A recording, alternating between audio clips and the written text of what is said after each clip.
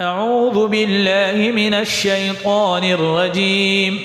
بسم الله الرحمن الرحيم. الرحمن علم القرآن خلق الإنسان علمه البيان. الشمس والقمر بحسبان والنجم والشجر يسجدان. والسماء رفعها ووضع الميزان ألا تطغوا في الميزان وأقيموا الوزن بالقسط ولا تخسروا الميزان. والأرض وضعها للأنام فيها فاكهة والنخل ذات الأكمام والحب ذو العصف والريحان فبأي آلاء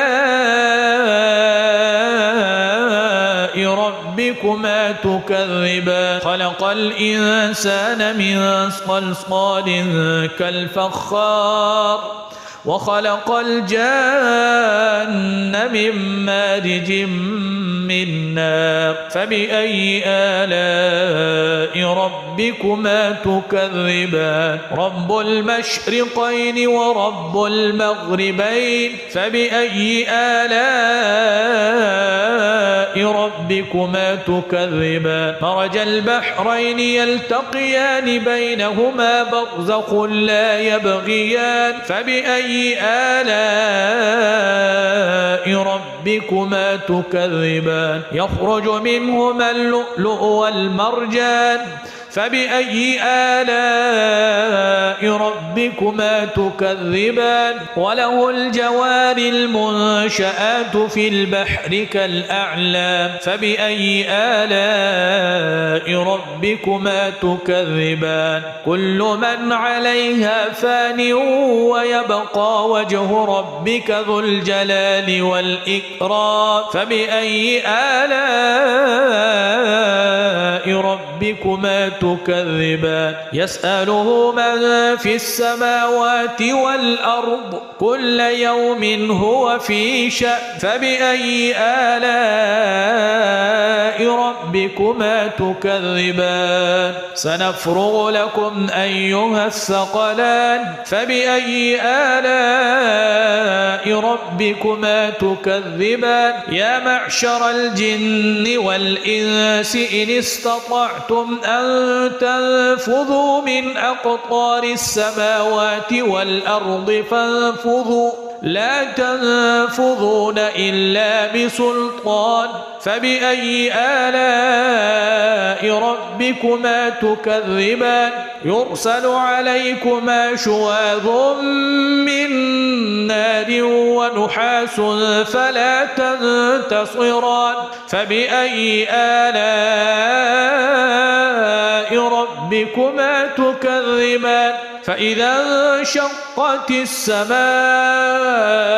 فكانت وردة كالدهان فبأي آلاء ربكما تكذبان. فيومئذ لا يسأل عن ذنبه إنس ولا جان فبأي آلاء ربكما تكذبان. يعرف المجرمون بسيماهم فيؤخذ بالنواصي والأقدام فبأي آلاء ربكما تكذبان. هذه جهنم التي يكذب بها المجرمون يطوفون بينها وبين حميم آن فبأي آلاء ربكما تكذبان. ولمن خاف مقام ربه جنتان فبأي آلاء ربكما تكذبان. ذواتا أفنان فبأي آلاء ربكما تكذبان. فيهما عينان تجريان فبأي آلاء ربكما تكذبان. فيهما من كل فاكهة زوجان فبأي آلاء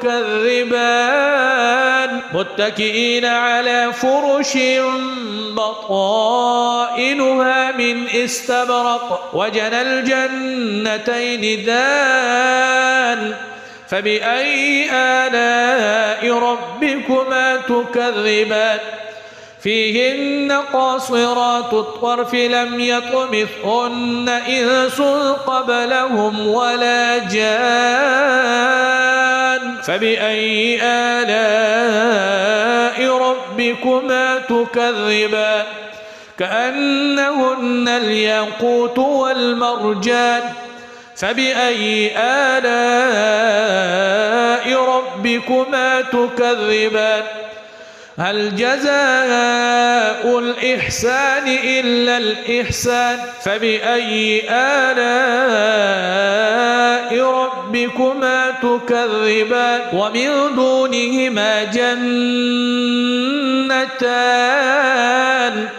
فبأي آلاء ربكما تكذبان مدهامتان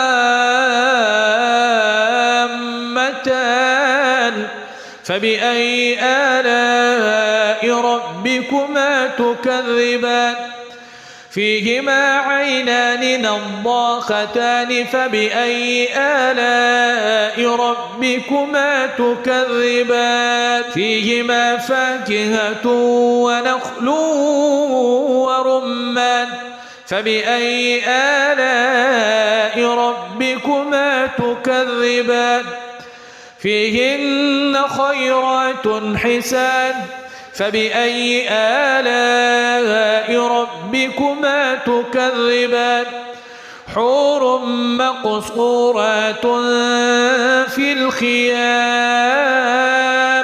فبأي آلاء ربكما تكذبان لم يطمثهن إنس قبلهم ولا جان فبأي آلاء ربكما تكذبان متكئين على رفرف خضر وعبقري حسان فبأي آلاء ربكما تكذبان تبارك اسم ربك ذي الجلال والإكرام